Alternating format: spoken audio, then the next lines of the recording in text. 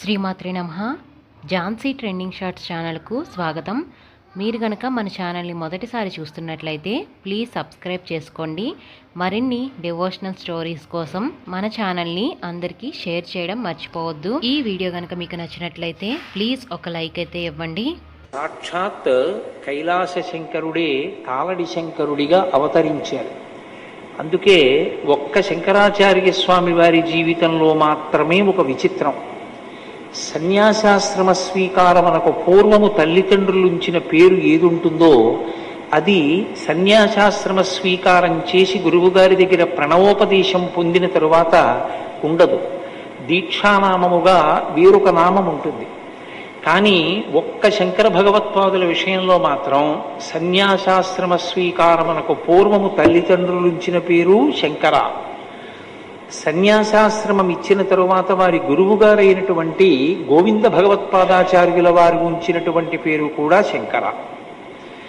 ఎందుకని వారికి దీక్షానామము మారలేదు అంటే ఒక్కటే కారణం. కైలాసమునందు ఉండేటటువంటి శంకరుడు ఎవరున్నాడో ఆయనే భూలోకంలో కలియుగంలో శంకర భగవత్పాదుల రూపంలో అవతరించారు. నమః కపర్దినీచ వ్యుక్తకేశాయచ అని. జటాజూటంతో ఉండేటటువంటి పరమేశ్వరుడు వ్యుక్తకేశుడై అంటే ముండిత శిరస్కుడై, శిరస్సు మీద ఏమీ వెంట్రుకలు లేకుండా గుండుతో కూడుకున్నటువంటి వాడై, బాగా అర్థమయ్యేటట్టు చెప్పాలి అంటే ఈ భూమి మీద నడయాడాడు. ఎందుచేత ఆయనకు ఆ అవసరం వచ్చింది అంటే చేతిలో ఒక ఆయుధాన్ని పట్టుకుని ధర్మ వ్యతిరేకమైనటువంటి వాళ్ళని చంపడానికి అవకాశమైనటువంటి స్థితి కాదు కలియుగ ప్రారంభం. ఎందుచేత అంటే మహాభారత యుద్ధం జరిగిన రోజులలో కృష్ణ పరమాత్మ ప్రతిజ్ఞ చేశారు. పరిత్రాణాయ సాధూనాం వినాశాయ చ దుష్కృతాం ధర్మ సంస్థాపనార్థాయ సంభవామి యుగే యుగే. నేను ధర్మాన్ని పాడు చేసేటటువంటి వాళ్ళని మట్టు పెట్టడానికి, ధర్మాన్ని మళ్ళీ సువ్యవస్థితం చెయ్యడానికి అవతార స్వీకారం చేస్తూ ఉంటాను. కానీ ధర్మ వ్యతిరేకులైన వారందరినీ చంపుకుంటూ వెళ్ళిపోతే కలియుగంలో అసలు మనుష్యుడు అన్నవాడు మిగలడం. కలి యొక్క ఉద్ధతి అటువంటిది. కాబట్టి ఇప్పుడు చేతిలో ఒక అస్త్రాన్ని పట్టుకుని లేకపోతే ఒక శస్త్రాన్ని పట్టుకుని ఎవరు ధర్మ వ్యతిరేకులుగా ఉన్నారో వాళ్ళందరినీ చంపేయడం తేలిక మార్గం కాదు, అది అనుసరణీయము కాదు.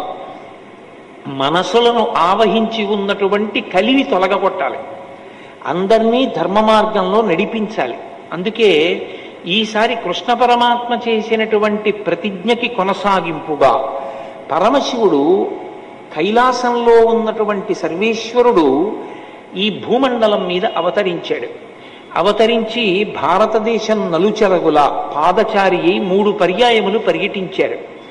కేవలం 32 సంవత్సరములు మాత్రమే వారు శరీరంతో ఉన్నప్పటికీ అవైదికమైనటువంటి వాదనలన్నిటినీ ఖండించి మళ్ళీ వేదము యొక్క ప్రమాణాన్ని సువ్యవస్థితం చేశారు. అద్వైత మార్గము శంకరాచార్యుల వారు కొత్తగా కనిపెట్టినది కాదు. అద్వైత మార్గము వేదాంతర్గతమైనటువంటి పరమ సత్యం. వారి జీవితంలో వారు చేసినటువంటి ప్రబోధమంతా అదే. అద్వైతము వేదాంతర్గతమై ఉన్నది. వేదాంతర్గతమైనటువంటి అద్వైత సిద్ధాంతాన్ని ప్రచారం చేశారు. కేవలం ఏదో ఒక సిద్ధాంత ప్రచారం చేయడం వారి లక్ష్యం కాదు. అవైదికమైనటువంటి వాదనలన్నిటినీ ఖండించారు. మళ్ళీ వేదము యొక్క ప్రమాణమును నిలబెట్టారు. నిలబెట్టి షణ్మత స్థాపనాచార్యులై మనుష్యులు భక్తి మార్గంతో నడవడానికి కావలసినటువంటి వ్యవస్థనంతటినీ ఏర్పాటు చేశారు. ఎవరు ఏ స్థాయిలో ఉన్నా ఆ స్థాయిలో భగవంతుణ్ణి పట్టుకోవడానికి వీలైనటువంటి మార్గాన్ని చూపించారు.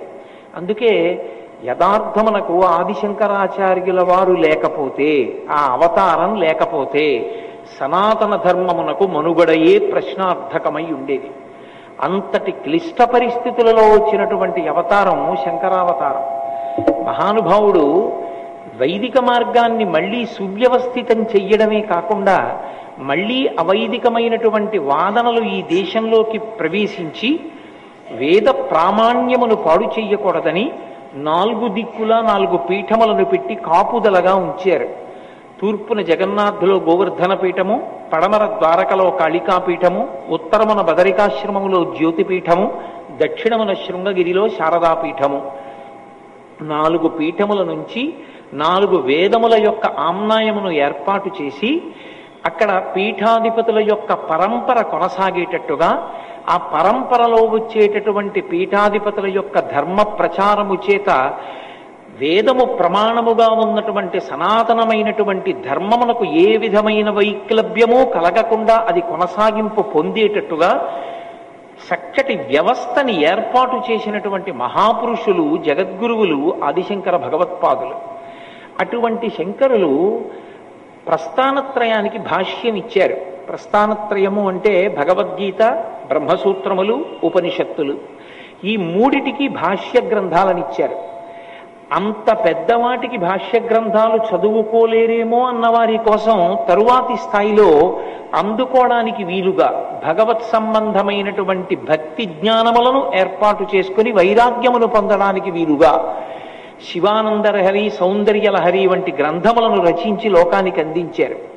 శంకరాచార్యుల వారు ఈ దేశానికి చేసినటువంటి మహోపకారం ఏమిటంటే, అందరు దేవతల మీద వారు వివిధ వృత్తములలో స్తోత్రములను రచన చేశారు. కొన్ని భుజంగ స్తోత్రములు. వారు స్పృశించని దేవతాస్వరూపం లేదు. సుబ్రహ్మణ్యేశ్వర స్వామి వారు, గణపతి, పార్వతీ పరమేశ్వరులు, శ్రీకృష్ణ పరమాత్మ, లక్ష్మీదేవి, శ్రీ మహావిష్ణువు, మీనాక్షి, పంచరత్నాలు. వారు స్పృశించినటువంటి దైవం లేదు. అందరు దైవాల మీద వారు స్తోత్రాలు ఇచ్చారు. స్తోత్రాలు ఇవ్వడం ఒక ఎత్తైతే, ఏ స్తోత్రంలోనూ కూడా వారు నేను చేస్తున్నాను ఈ స్తోత్రాన్ని అన్న భావన వచ్చేటట్టుగా వారు చెయ్యలేదు శ్లోకాలను. మీరు సంగీతంలో త్యాగరాజస్వామి వారి యొక్క కృతులను చూస్తే, త్యాగరాజస్వామి కీర్తనలలో త్యాగరాజనుత అని ఉంటుంది, ముద్ర అంటారు దాన్ని. త్యాగరాజనుత అంటే అదో ముద్ర. అంటే ఇది త్యాగరాజస్వామి వారి కీర్తన. మీరు త్యాగరాజనుత అని కీర్తన చేస్తే త్యాగరాజు చేత పొగడబడినవాడా అని అర్థం వస్తుంది. శంకరాచార్యుల వారు జగద్గురువుగా ఈ దేశానికి చేసిన మహోపకారం ఏమిటంటే, ఎక్కడెక్కడ లోకానికి ప్రయోజనం కలగాలని వారు స్తోత్రాన్ని అందించారో అక్కడక్కడ వారు 2 మాటలను ప్రయోగించారు. నహ, మాం. సంస్కృతంలో ఈ 2 మాటలకి ఒక ప్రత్యేకమైనటువంటి స్థాయి. మాం అంటే నన్ను, నహ మమ్ములను. ఎందుకు ఆ మాటలు వేశారంటే, అది శంకరాచార్య కృతమై శంకరాచార్యుల వారు ఆ స్తోత్రం వలన లబ్ధి పొందడం ఆయన యొక్క ఉద్దేశ్యం కాదు. రేపటి రోజున ఈ స్తోత్రాన్ని ఎవడు చదువుకుంటాడో వాడు భగవంతుడి ముందు కూర్చుని ఆ స్తోత్రం చదివితే, లేదా భగవంతుణ్ణి ధ్యానించి ఆ శ్లోకాన్ని చదివితే, మాం అన్నప్పుడు ఆ రక్షణ వాడికి కలగాలి, నహ అన్నప్పుడు ఆ రక్షణ వారికి కలగాలి. అందుకే వారు స్తోత్ర రచన చేసి ఫలితాన్ని మనకి కట్టబెట్టారు. ఇది ఒక తండ్రి కొడుకు కొరకు ఎలా ఏర్పాటు చేస్తాడో అలా మన కొరకు కాలంలో ఎన్ని సంవత్సరములు దాటిపోనివ్వండి, ఎన్ని దశాబ్దములు శతాబ్దములు గడిచిపోనివ్వండి, మళ్ళీ మనం సక్రమంగా దేవతలని ఆరాధన చెయ్యడంలో స్తోత్రాన్ని చెప్పగలమో చెప్పలేమోనని మన కొరకు శంకర భగవత్పాదులు అత్యద్భుతమైనటువంటి స్తోత్రములను అందించారు. ఆ స్తోత్రములకి ఒక ప్రత్యేకత ఉంటుంది. ఏమా ప్రత్యేకత అంటే, ఒక్కొక్క స్తోత్రం ఒక్కొక్క ఆశ్రమంలో ఉన్న వాళ్ళకి ఎక్కువ ప్రయోజనాన్ని కల్పించేదిగా ఉంటుంది. జిజ్ఞాసువులు ఉంటారు. అంటే అసలు భగవంతుడి గురించి తెలుసుకోవాలి, అసలు గురువు అంటే ఎవరు తెలుసుకోవాలి, తల్లి అంటే ఎవరు, తండ్రి అంటే ఎవరు, పాపం అంటే ఏమిటి, పుణ్యం అంటే ఏమిటి, లేకపోతే సాధన అన్న మాటకు అర్థం ఏమిటి, దైవము అని ఎవరిని పిలవాలి, ఇవి తెలుసుకోవాలి అనుకున్న జిజ్ఞాసువుల కొరకు వారొక అద్భుతమైనటువంటి స్తోత్రాన్ని ఇచ్చారు. దాన్ని ప్రశ్నోత్తరమాలిక అంటారు. ప్రశ్న ఎవరో వెయ్యలేదు శంకరాచార్యుల వారిని. సాధకుని యొక్క స్థాయిలోకి ఆయన కిందకొచ్చి అయోమయావస్థలో ఉన్నటువంటి సాధకుడు జిజ్ఞాసు అయి తెలుసుకోవాలనుకున్నప్పుడు ఎటువంటి ప్రశ్నలు వేస్తాడో ఆ ప్రశ్నలు ఆయనే వేశారు. జగద్గురు స్థాయిలో కూర్చుని అయోమయావస్థకి గురి కావలసిన అవసరం లేకుండా చాలా తేలికైన మాటలతో, లఘువైన సమాధానాలతో జవాబులు ఇచ్చారు. ఇచ్చి దానికి ఆయన ఇంకొక పేరు పెట్టలేదు. శంకరులు ఎప్పుడు ఎక్కడ ఏ పేరు పెట్టినా, ఏ పేరుతో పిలిచినా దానికి ఒక ప్రాధాన్యత ఉంటుంది. శంకర వాంగ్మయమునందున్నటువంటి అద్భుతం అదే. ఆయన దానికి ప్రశ్నోత్తర మాలిక అని పేరు పెట్టారు. మాలికకి ప్రయోజనం ఏమిటంటే ధరించడం. ధరించి వాసన చూసి పక్కన పెట్టినా ధరించి ఉన్నట్టే లెక్కలోకి వస్తుంది. నాకు ఇప్పుడు ఈ మాల పట్టుకొచ్చారు. ఈ మాల ప్రయోజనమేమి? నా మెడలో వేయడమే. నా మెడలో వేసిన తరువాత నేను వాసన చూసి పక్కన పెడితే అది ఇక నేను స్వీకరించినట్టే, నేను అనుభవించినట్టే ఆ మాలని. అది మెడలో వేయబడుతుంది కాబట్టి దానికి మాల అని పేరు. ఆయన అన్నారు ప్రశ్నోత్తర మాలిక అంటే ఇది నువ్వు చదివి వదిలిపెట్టేది కాదు, ఇది నీ మెడలో ఉండాలి. మెడలో అంటే కంఠమునకు తగులుతుంది, కంఠగతమై ఉండాలి. ఇది మీకు ఎప్పుడూ ధారణలో ఉండాలి. ధారణలో ఉంటే గురువెవరు? వెంటనే శంకరులు ఏం చెప్పారో జ్ఞాపకం వస్తుంది. ఓ గురువు గారంటే ఇది. అమ్మ ఎవరు? వెంటనే గుర్తొస్తుంది. ఓ శంకరులు ఇలా చెప్పారు. కాబట్టి దానికి ఆయన ప్రశ్నోత్తర మాలిక అని పేరు పెట్టారు. ఇప్పుడు ఆ ప్రశ్నోత్తర మాలిక రోజు చదువుకుంటే ఏమవుతుందండి అని అడిగారు అనుకోండి. ప్రశ్నోత్తర మాలిక రోజు చదువుకుని ప్రశ్నోత్తర మాలికకి వ్యాఖ్యానం వింటే జిజ్ఞాసువుకి స్పష్టమైన అవగాహన కలుగుతుంది. అయోమయమంతా పోతుంది. ఎంత గొప్పగా పోతుందంటే అవ్యక్త రేఖామివ చంద్రరేఖాం పంసు ప్రసిద్ధామివ హేమరేఖాం క్షతప్రరూఢామివ బాణరేఖాం వాయుప్రభిన్నామివ మేఘరేఖాం అంటారు వాల్మీకి మహర్షి. వాయువు చేత కొట్టబడిన మేఘము చిదిరిపోయినట్టుగా అయోమయావస్థ అంతా పోయి స్పష్టమైన అవగాహన కలుగుతుంది. సాధకుల ప్రయోజనము కొరకు ప్రశ్నోత్తర మాలికనిచ్చారు వారు. అలాగే అద్వైతానుభూతి ఒక గ్రంథాన్ని ఇచ్చారు. అలాగే వారి శరీరాన్ని విడిచిపెట్టేసేటప్పుడు శిష్యులు వెళ్ళి అడిగారు, అయా మీరిచ్చిన వాంగ్మయం మహాసముద్రం, మీరు అవతార పరిసమాప్తి చేస్తున్నారు, ఇక ఆ తర్వాత శరీరంలో ఉండి పిలిస్తే పలకడానికి మీరు ఉండరు, కాబట్టి మాకు సమస్తమైనటువంటి వేదాంత సారాన్ని అనుష్ఠానంలో మేము గుర్తు పెట్టుకోవలసినవి, పాటించవలసినవి లఘువుగా చెప్పండి అంటే అప్పుడు వారు అవతార పరిసమాప్తి చేసే ముందు కొన్ని మాటలు చెప్పారు. వేదో నిత్యమధీయతాం తదుదితం కర్మస్వనుష్ఠీయతాం. అవతారం దేనికొచ్చిందో అవతార పరిసమాప్తి కాలమనందు ఆ మాటతో పూర్తి చేశారు. ఎందుచేత అంటే లోకంలో లౌకికంగా కూడా ఒక మర్యాద ఉంటుంది. చనిపోయే ముందు ఒక వ్యక్తి వాంగ్మూలం ఏదిస్తాడో అదే సత్యము అని. అవతార పరిసమాప్తి కాలమునందు కూడా శంకర భగవత్పాదులు తన అవతార ప్రయోజనాన్ని చెప్పారు. వేదో నిత్యమధీయతాం, వేదమును ప్రమాణముగా అంగీకరించు.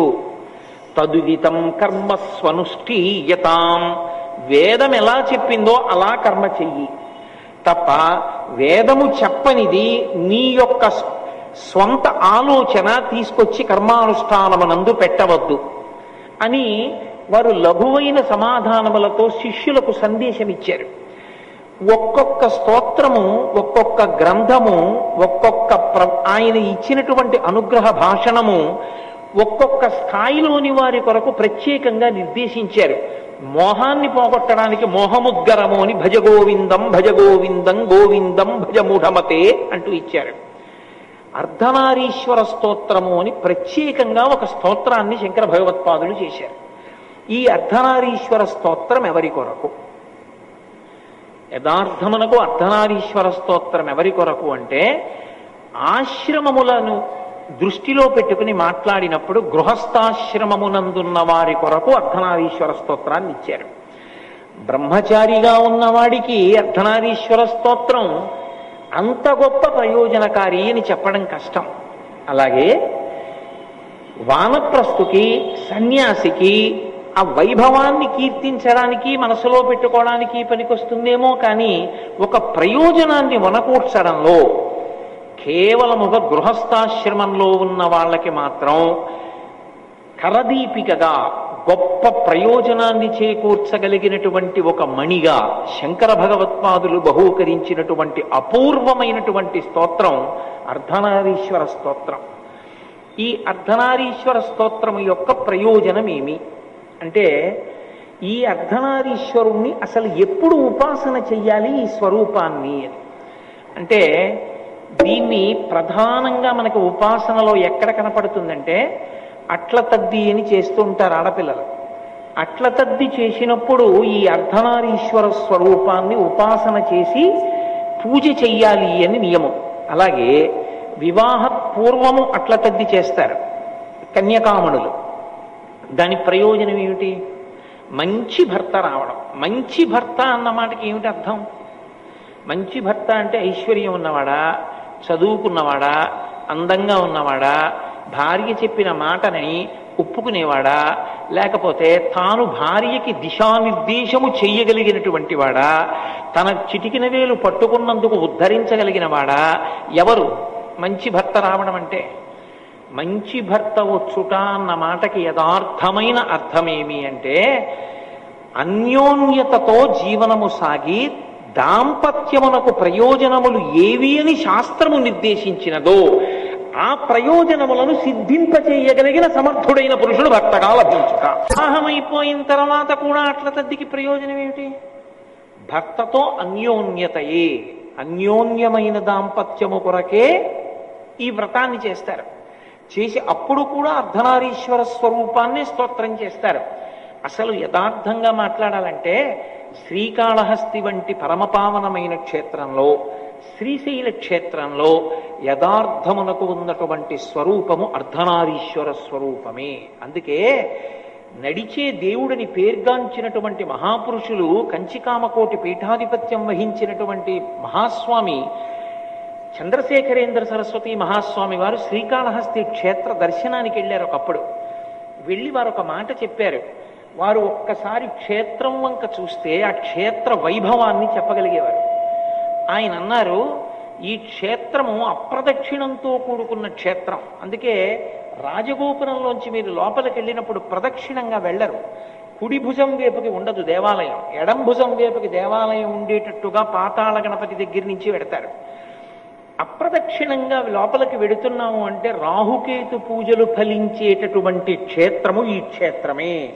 అందుకే దాని వ్యవస్థయే అప్రదక్షిణంగా వెళ్ళేటట్టు ఉంది.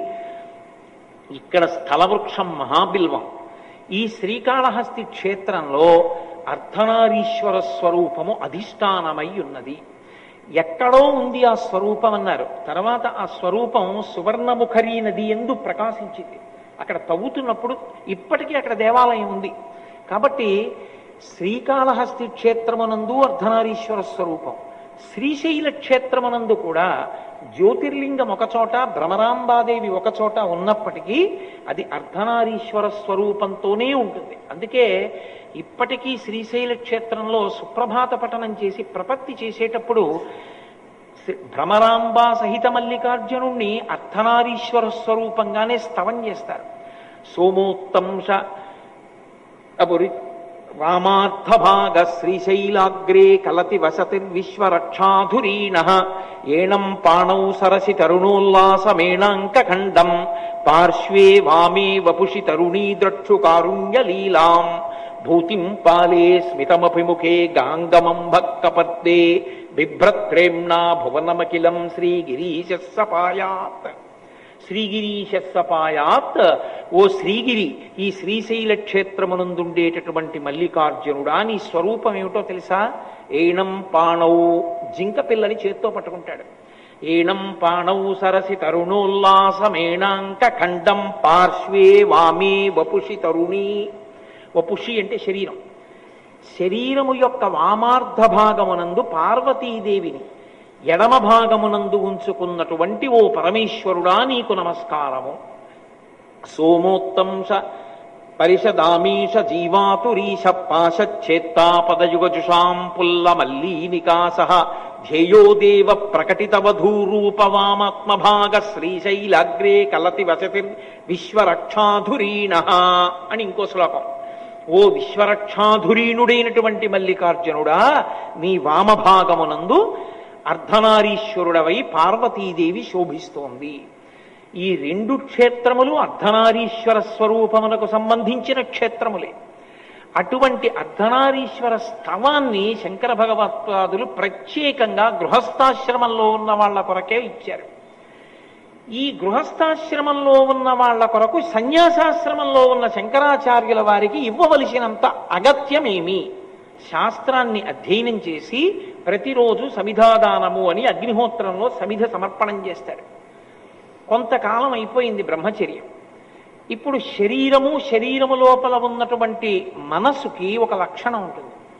అది కాలమునందు శరీరమునందు పొటమరించేటటువంటి వికారము. ఋషులు అంత జాగ్రత్తగా దాన్ని లెక్క పెట్టారు. మీరు దాన్ని అంత పవిత్రంగా అర్థం చేసుకోవలసి ఉంటుంది. అణిచిపెడితే ప్రమాదం వస్తుంది కామాన్ని. ఒక వయసు దాటేటప్పటికీ శరీరమునందు కామము పొటమరిస్తుంది, మనసు కామభావన పొందుతుంది. ఇప్పుడు కామభావన పొందిన మనసుని మీరు బలవంతంగా నిగ్రహించారనుకోండి, కాలు కింద త్రాచుపావుని పెట్టుకుంటే ఎలా ఉంటుందో అలా ఉంటుంది. పొరపాటున ఇలా అన్నాడో చనిపోయాడని లెక్కే. కాలు కిందున్న త్రాచుపాము తాత్కాలికంగా తల ఉంచినా ఎప్పుడు కాలు తీస్తాడు కాటేద్దామని చూసినట్లే ఇంద్రియములు కాట్లు వేయడానికి సిద్ధంగా ఉంటాయి. అందుకే వ్యాస భగవానుడు దేవీ భాగవతం చేస్తూ ఒక మాట అంటాడు, ఇంద్రియాణి బలిష్టాని ననియుక్తాని మానద అపక్వస్య ప్రకుర్వంతి వికారాం స్థాననేకశః అంటాడు. ఇంద్రియములు బలిష్టములు, అవి కాట్లు వేస్తాయి. మనసు అంత తొందరగా లొంగదు. లోకములన్నీయున్ గెలిచినాడవి ఇంద్రియానీకము చిత్తమున్ గెలువనేరవు నిన్ను నిబద్దు చేయు భీషణ శత్రు ఆర్గుర ప్రభిన్నుల చేసిన ప్రాణికోటిలో నీకు విరోధి లేడొకడు నిర్పున చూడుము ధనవేశ్వర అంటాడు ప్రహ్లాదుడు హిరణ్యకశిపుడితో భాగవతంలో. మనసుని ఇంద్రియాల్ని గెలవడం అంత తేలిక విషయం కాదు. కాబట్టి ఋషులు ఏం చేశారంటే ఒక అద్భుతమైనటువంటి ప్రక్రియ ఏర్పాటు చేశారు. కామమును ధర్మంతో ముడివేసేశారు. అందుకే వివాహం చేసినప్పుడు సంకల్పం ఏమి అంటే ధర్మ ప్రజాపత్యర్థం, ధార్మికమైన సంతానము కొరకు. నేను భార్యని స్వీకరించాననరు, ధర్మపత్నిని స్వీకరించాడు. ఆమె పేరేమి? ధర్మపత్ని. ధర్మపత్ని సమేతస్య, ఆమె ధర్మమునకు ఆలంబనం. ఇప్పుడు కామము ఆమె యందు ప్రవర్తించింది. ఆమె యందు కామముంచుకున్న కారణానికి ధార్మికమైనటువంటి కట్టుబాటు వలన కామము ధర్మముతో ముడిపడితే ధర్మబద్ధమైన అర్థం వచ్చింది. ఏమిటా అర్థం? కొడుకు, కూతురు. కూతురు వచ్చింది, కన్యాదానం చేసి తరించావు. కొడుకు పుట్టాడు, పితృరుణం తీరిపోయింది. పితృరుణం తీరడానికి గృహస్థాశ్రమం ప్రాతిపదిక అయింది. 3 రుణములు ఉంటాయి. ఈ మూడు రుణములను తీర్చుకోవాలి అంటే ఒక రుణాన్ని బ్రహ్మచర్యంలో తీర్చుకోగలడు. 2 ప్రధానమైనటువంటి రుణములను గృహస్థాశ్రమంలోకి ప్రవేశిస్తే తప్ప తీర్చుకోవడం కుదరదు. నేనెప్పుడు చేశానండి అప్పు అంటారేమో. ఆ అప్పు మీరు ఎప్పుడు చేశారన్నది విడిచిపెట్టండి. మనుష్య జన్మ స్వీకరిస్తూనే పుడుతూనే 3 అప్పులతో పుడతాడు. 1 శాస్త్ర రుణము, 2 దైవ రుణము, 3ది పితృ రుణము. ఇందులో శాస్త్ర రుణము అంటే ఋషులు మన కొరకు శాస్త్రాన్నంతటినీ ఇచ్చారు చదువుకుని జీవితాన్ని బాగు చేసుకోమని. ఆ రామాయణం కోట్ల రూపాయలు ఖర్చు పెట్టేశావు. కనీసం నీ ఇంట్లో 6 కాండల రామాయణం లేకపోతే నీలో ఏదో పెద్ద తేడా ఉందని గుర్తు. నీ ఇంట్లో భాగవతం 12 స్కంధాలు లేకపోతే నీ జీవితంలో ఏదో పొరపాటు ఉందని గుర్తు. కనీసం గ్రంథాలు ఇంట్లో ఉండాలి, ఎప్పుడో ఒకప్పుడు చదువుతావు. అవి కూడా లేని ఇల్లు దారుణమైన ఇల్లు. ఇన్ని లక్షలు ఇన్నిటికి ఖర్చు పెడుతున్నావు, రామాయణం 6 కాండలు నీ ఇంట లేవంటే ఏం చెప్పుకోవాలి? కాబట్టి శాస్త్రాన్ని చదవాలి, ఋషులు ఇచ్చిన శాస్త్రాన్ని చదివితే రుణం తీరిపోతుంది ఋషికి. బ్రహ్మచర్యంలో శాస్త్రం చదువుకున్నాడు, రుణం తీరింది. కానీ పితృ రుణం, తండ్రికి రుణపడ్డాడు. ఏమిటి రుణం? తండ్రి నీకు శరీరం ఇచ్చినట్లే నువ్వు కూడా సంతానాన్ని కనాలి. సంతానాన్ని కంటే తప్ప నువ్వు రుణ విముక్తులవు కావు. మృకండు మహర్షి అంతటి వాణ్ణి బ్రహ్మలోక ప్రవేశం చేయనివ్వలేదు. కాబట్టి సంతానాన్ని పొందాలి. సంతానాన్ని పొందడం అంటే ఎలా పడితే అలా సంతానాన్ని పొందడాన్ని శాస్త్రం అంగీకరించదు. అది ధర్మబద్ధమైన సంతానము కావాలి. ధర్మబద్ధమైన సంతానం అంటే వేరొకరి కన్య ధార్మికముగా నీకు కన్యాదానము చెయ్యబడాలి. ఆమెతో కలిసి నువ్వు నీ కామాన్ని ధార్మికంగా ఆమె యందుండి అతిక్రమించని కారణం చేత నీవే ఆమె కడుపున మళ్ళీ పుడతావు. అందుకే ఆత్మావై పుత్రనామాసి, కొడుకు మళ్ళీ తండ్రిగా వస్తాడు, తండ్రి మళ్ళీ కొడుకుగా వస్తాడు. కాబట్టి ఆమె నిన్నే కంది తన కడుపున. ఇప్పుడు నీ కామము ధర్మము చేత ముడిపడి పత్ని యందు ప్రవేశపెట్టబడాలి. ఇప్పుడు కామము ధర్మము చేత ముడిపడితే పితృరుణం తీరిపోయింది, సంతానం కలిగారు కాబట్టి. ఇప్పుడు మూడవది, దేవతలకి మనం రుణపడి ఉంటాం.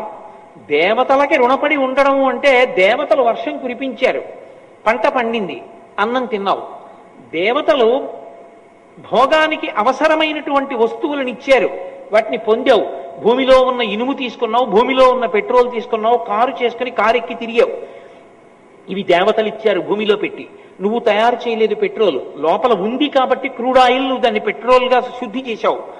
ఇప్పుడు దేవతలకి రుణపడ్డావు. ఈ రుణపడినటువంటి రుణాన్ని తీర్చుకోవాలి అంటే యజ్ఞమో యాగమో చేసి నువ్వు హవిస్సు అగ్నిహోత్రుడి యొక్క ముఖంగా దేవతలకి సమర్పణం చెయ్యాలి.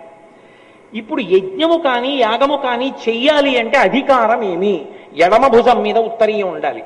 ఎడం భుజం మీద ఉత్తరీయం వేసుకునే అధికారం ఎవరిది అంటే భార్య బ్రతికున్నవాడికి. భార్య పక్కన లేకపోతే ఆయనకి యజ్ఞాధికారము లేదు.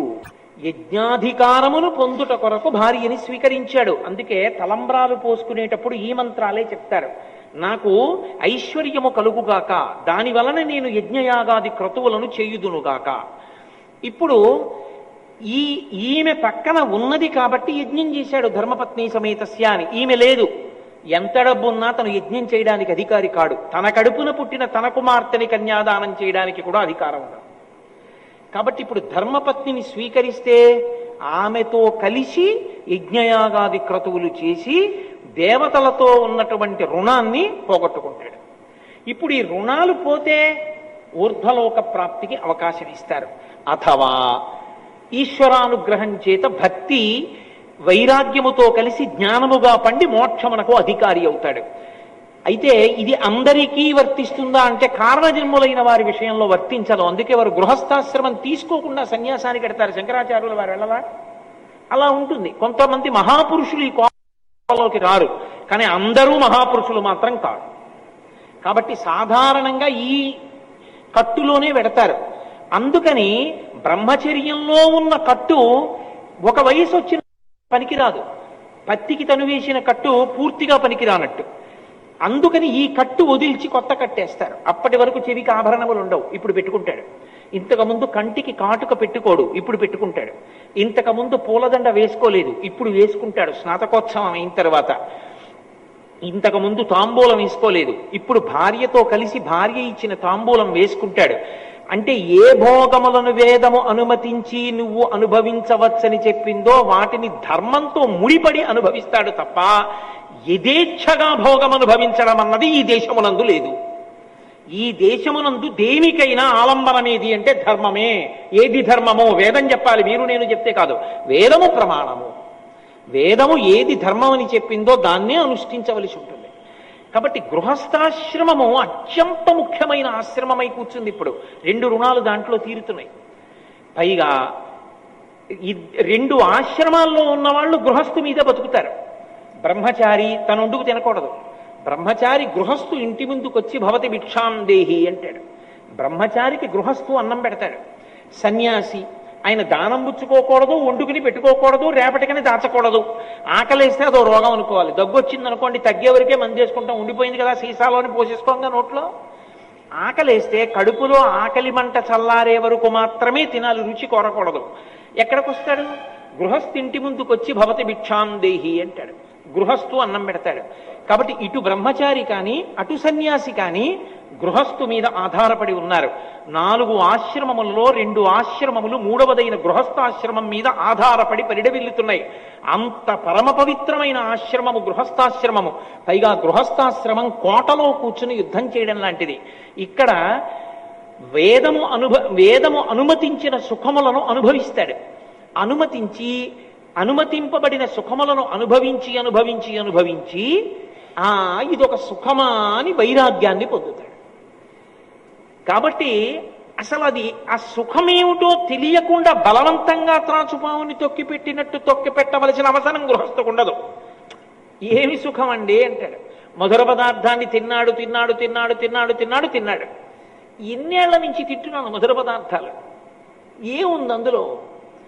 అంబుజోదర దివ్య పాదారవింద చింతనామృతపాన విశేషమత్త చిత్తమీరీతి ఇతర విషయంబు చేర నేర్చు వినుత గుణశీల మాటలు వేయునేలా అంటాడు ప్రహ్లాదుడు. భగవంతుని పాదములను అర్చించినప్పుడు కలిగేటటువంటి ఆనందామృత ధారలను గ్రోలడం కన్నా ఈ మధుర పదార్థాలని తినడంలో ఏముందంటాడు. ఇప్పుడు వైరాగ్యం కలిగింది. అందుకే అమరేంద్రాదులు కొల్చు భంగి జనుల జాక్షు సేవించగా విమల జ్ఞాన విరక్తి ముక్తి రసగున్ వేయేల భూనాథ తత్ కమలాధీశు కథా సుధారస నదీ కల్లోల మాలా పరిభ్రమమెవ్వానికినైనా కర్ణయుగళీ పర్వంబు కాకుండునే అంటారు పోతన గారు. ఆ భగవత్ కథాశ్రవణము కూడా భక్తి స్వరూపమై నవవిధ భక్తులలో ఎన్నాళ్ళి సుఖాలని చెప్పి మెల్లిమెల్లిగా వాటి మీద వైరాగ్యము కలిగి, వైరాగ్యముతో కూడినటువంటి భక్తి వలన చేసినటువంటి కర్మాచరణము వలన జ్ఞానము కలిగి, జ్ఞానము వలన ఈ శరీరంలోకి వచ్చినందుకు మళ్లీ పుట్టవలసిన అవసరం లేని పునరావృత్తి రహిత శాశ్వత శివ సాయుధ్య స్థితి స్వరూప మోక్షానుభవానికి వెడతాడు. ఇదిగో ఇది పొందడానికి యోగ్యమైన ఆశ్రమము గృహస్థాశ్రమము. ఈ గృహస్థాశ్రమంలో ఇన్ని పండాలి అంటే మొట్టమొదటి నియమం ఒకటి ఉంటుంది. ఏది అంటే ఒండురులకు అన్యోన్యత. దంపతులుగా ఉన్నటువంటి స్త్రీ పురుషులు ఎవరున్నారో వాళ్ళిద్దరి మధ్య కొన్ని లక్షణాలు ఉండాలి అని శాస్త్రం చెప్తోంది. మొట్టమొదటిది అన్యోన్యత. ఒకరి మీద ఒకరికి ప్రేమ ఉండాలి. ఆయన కొరకు తను త్యాగం చెయ్యాలి, దాని కొరకు ఆయన త్యాగం చేస్తాడు. పోన్లే దానికి ఇష్టం ఉండదు, ఆయన వదిలేశాడు. ఆయన తినరు వెల్లుల్లిపాయ, ఆవిడ వదిలేసింది. ఆవిడకి ఎంతో ఇష్టం, పుట్టింట్లో ఉన్ననాళ్ళు తినేది వెల్లుల్లిపాయ. ఇప్పుడు ఆవిడ అసలు తినదు. ఎందుకు తినవు వెల్లుల్లిపాయ అంటే ఆయన తినరు వెల్లుల్లిపాయ, నాకు అలవాటు పోయిందండి. అది అన్యోన్యత అంటే. అందుకే శ్రీరామాయణంలో అద్భుతమైన మాట ఒకటి అంటారు. బాలకాండ పూర్తి చేస్తూ మహర్షి అంటారు, ప్రియాతు సీతారామస్య దారాహ పితృకృత ఇది. నాకు మా నాన్నగారైన దశరథ మహారాజు గారు ఈమెనిచ్చి పెళ్లి చేశారంటే నాకు యోగ్యమైన పిల్ల అని రాముడు సీతమ్మని ప్రేమించాడు. అలా ఎప్పుడు నాన్నగారు తెచ్చారు కాబట్టి అని ప్రేమించడమేనా? సీతమ్మ కూడా రాముడికి దగ్గరవడానికి, రాముడు సీతమ్మకి దగ్గరవడానికి ఏమైనా కారణం ఉందా అంటే ప్రీతిర్భూయోభ్యవర్ధత. ఆమె నడిచినటువంటి నడవడి కారణంగా రాముడికి దగ్గరైంది, రాముడు సీతమ్మకి దగ్గరయ్యాడు.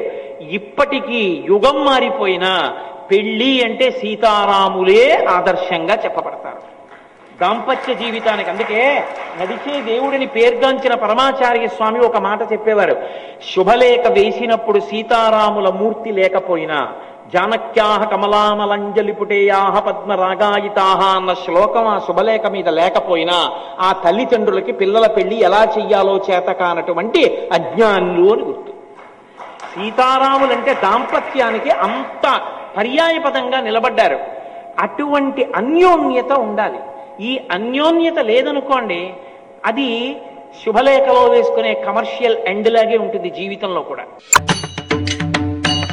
శుభలేఖ వేసినప్పుడు శ్రీమతి మరియు శ్రీ చాగంటి కోటేశ్వరరావు వ్రాయు శుభలేఖార్థములు అని ఉండాలి. కానీ కమర్షియల్ ఎండ్ అని ఒకటి ఉంటుంది, శ్రీరామ అండ్ కో అని. అండ్ కో అన్నప్పుడు ఇలా మిలికి తిప్పి వేస్తారు. అండ్ కో అంటే దాని అర్థం ఏంటంటే వ్యాపారం కోసం పెట్టింది అని. దంపతులకి కూడా శుభలేఖలో శ్రీమతి అండ్ శ్రీకి కమర్షియల్ ఎండ్ వేస్తే ఏదో పశ్చిమ దేశాల్లో ఉండే దాంపత్యాలు ఎలా ఉంటాయో అటువంటి దాంపత్యం అని గుర్తు. ఇంకా ఇంటికి వెళ్ళికెళ్ళడం ఎందుకు? కమర్షియల్ ఎండ్ ఆ శుభలేఖలో వేసుకోవలసిందే. మరియు అని వేసుకోవాలి. శ్రీమతి మరియు శ్రీ ఇద్దరూ కలిపి దంపతులు, వారి అన్యోన్యతకి ఫలితమే అదిగో ఆ బిడ్డ. ఆ బిడ్డని పొంది కన్యాదానం చేసి మేము తరిస్తున్నాం, మిమ్మల్ని ఆహ్వానిస్తున్నాం, అందుకుండాలి శుభలేఖ. అంతేగాని కమర్షియల్ ఎండ్ ఏమిటి అందులో? కాబట్టి అన్యోన్యత అత్యంత అవసరమై ఉంటుంది. ఆ అన్యోన్యత కాని సిద్ధించలేదనుకోండి, ఆ దాంపత్యము అర్థరహితము.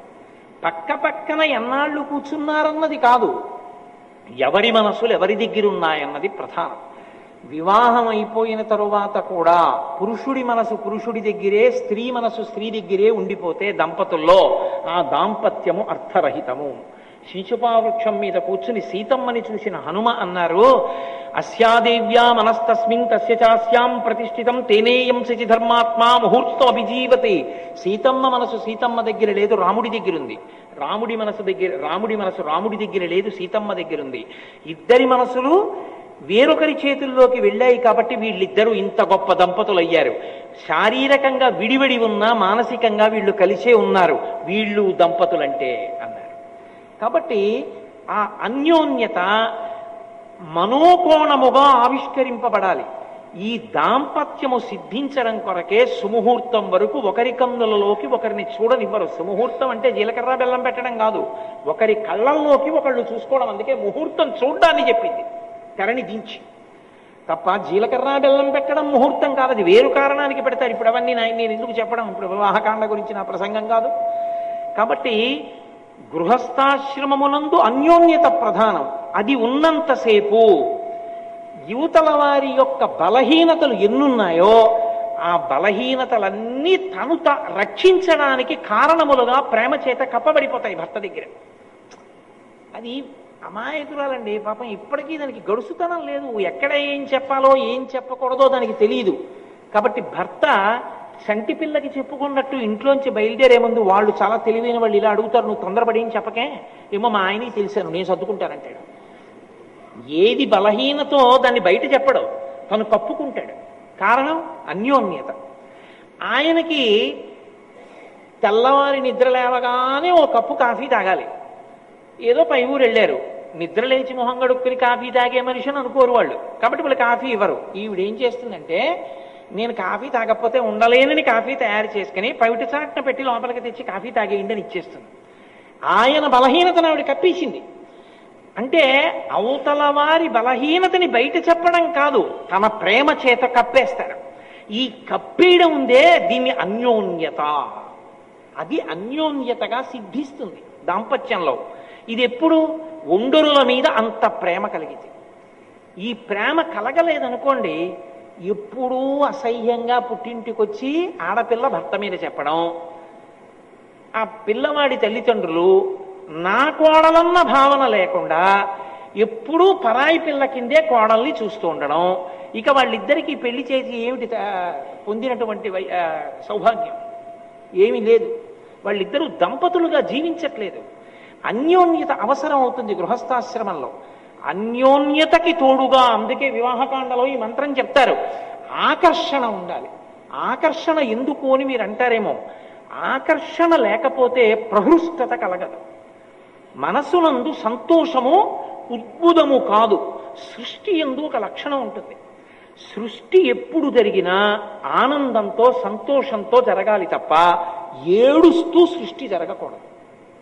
లయం బాధాకరంగా ఉంటుంది. ఎప్పుడైనా శరీరాన్ని విడిచిపెట్టినప్పుడు ఇక్కడ ఉన్న పిండాండాన్ని బ్రహ్మాండంతో కలిపేటటువంటి ప్రక్రియలో కొంత శోకం ఉంటుంది.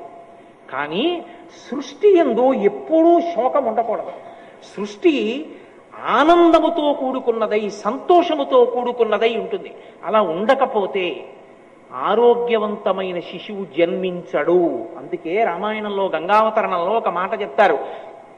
అగ్నిహోత్రుడు వెళ్ళి తేజస్సుని గంగాదేవి యందు ప్రవేశపెట్టేటప్పుడు ఒక మాట చెప్తాడు, నువ్వు ప్రహృష్టవదనవై పరమ సంతోషంతో నా యందు అనురక్తవై ఈ శివ తేజస్సుని పుచ్చుకో, నేను నీ యందు ప్రవేశపెడతానంటాడు. అలా పుచ్చుకుంటే తప్ప తేజోమూర్తి అయిన సుబ్రహ్మణ్యుడు జన్మించడు. దాంపత్యమునందు ఆకర్షణకి వివాహకాండలో చెప్పే మంత్రం యొక్క పరమార్థం ఏమిటో శ్రీరామాయణంలో వాల్మీకి మహర్షి అక్కడ నిరూపణం చేసి చూపించారు. అంత అవసరం ఆకర్షణ. మా ఆవిడ అబ్బా ఎంత సంతోషమో అని పురుషుడు అనుకోవాలి. మా ఆయన అంత మంచివాడు, నాకు భర్తగా ఎలా పొందగలను? అందుకే గుణము భర్తకు అందం, అనువర్తించడం భార్యకు అందం. బాహ్యంలో ఉన్న అందాలు ఎక్కడ ఉంటాయండి? నశించిపోతాయి, ఉండవు. 60 ఏళ్ళు 70 ఏళ్ళు వచ్చాక కూడా ఆకర్షణ దేని చేత ఉంటుంది? ప్రారంభంలో శరీర సౌష్ఠవము చేత ఉండవచ్చు. 60-70 వచ్చేటప్పటికి అనువర్తించిన కారణం చేత ప్రీతి అలా నిలబడిపోతుంది. అంత సంతోషం ఉండిపోతుంది. అంతే. ఈ ఆకర్షణ పండాలి, ప్రతీది పండాలి సనాతన ధర్మంలో. ఎందుకంటే పండితే తప్ప ముచ్చుకని తనంత తాను విడవదు. పండనంతసేపు అంటి పెట్టుకుని ఉంటుంది. అన్నీ పండిపోవాలి. ఈ ఆకర్షణ అవసరం. సంతాన ప్రాప్తి దగ్గర నుంచి ధరించడం వరకు కూడా అదే. అందుకే భార్య బతికుండగా పుత్రపౌత్రులను చూసి సన్యాసం స్వీకరిస్తే పుత్రం పౌత్రం సమాసాద్య వానప్రస్థాశ్రమే వసేత్ తపసా షడ్రిపూంజిత్వా వ్యాసుడు సన్యాసాశ్రమానికి నియమం చెప్పాడు. భార్యతో కలిసి దాంపత్యము నుండి కొడుకుని మనవణ్ణి చూసి వైరాగ్యం వచ్చిన తర్వాత భార్యతో కలిసి వానప్రస్థానికి వెళ్ళి ఇంకా ఆపాటి కూడా ఇక భార్యతో కలిసి ఉండలేనంత వైరాగ్యం వచ్చేస్తే అప్పుడు కూడా భార్యను వదిలి వెళ్ళకూడదు. భార్యని తీసుకెళ్లి కొడుక్కి అప్పజెప్పి సన్యాసం తీసుకోమన్నాడు. కాబట్టి అంత ప్రేమతో నిలబడవలసి ఉంది. ఇది సిద్ధించాలి, పండాలి. ఇది పండకపోతే ఆ గృహస్థాశ్రమానికి అర్థం లేదు, జీవితమూ పండదు, అథవా అసలు సంసారము పండదు. బతికున్నంత కాలము దుఃఖము, శరీరము పడిపోయిన తరువాత కూడా పొందవలసినటువంటి స్థాయిని పొందలేడు. అందుకని గృహస్థాశ్రమం అత్యంత ప్రధానమైన ఆశ్రమమై ఉన్నది.